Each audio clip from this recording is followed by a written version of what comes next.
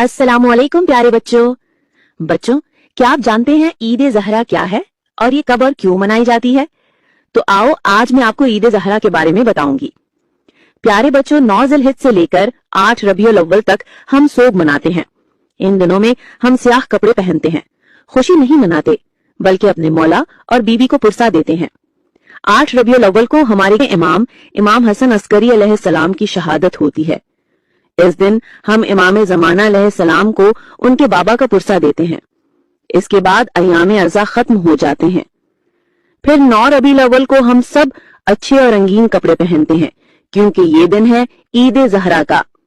और प्यारे बच्चों, हम ईद ज़हरा इसलिए मनाते हैं क्योंकि बच्चों 9 रबीउल अव्वल को अमीर तार ने, जिनका करबला के जुल्म में बहुत बड़ा रोल था, उन्हें वासिले जहन्नुम करके उनके सर इमाम ज़ैनुल आबिदीन के पास तोहफे में भिजवाए।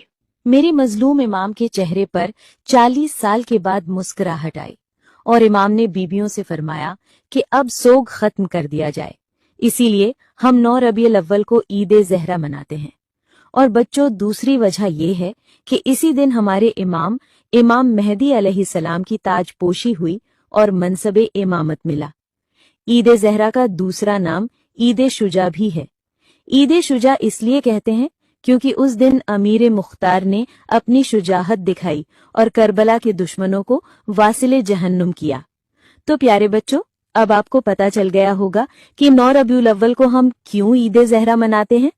और प्यारे बच्चों, 9 रबीउल अव्वल को सोग खत्म करने का मतलब ये नहीं कि हम अपने मौला को भूल जाते हैं या अहले बैत का गम खत्म हो जाता है, बल्कि जो हमने 2 महीने 8 दिन मजालिस सुनी, उनसे जो सीखा उसको साल भर अमल में लाएंगे, उस पर अमल करेंगे और हम अपने मौला को और उनकी प्यास को, उनके जुल्म को कभी नहीं भूल सकते। हमारी खुशियां और हमारे गम करबला के फलसफे से हटकर नहीं होते।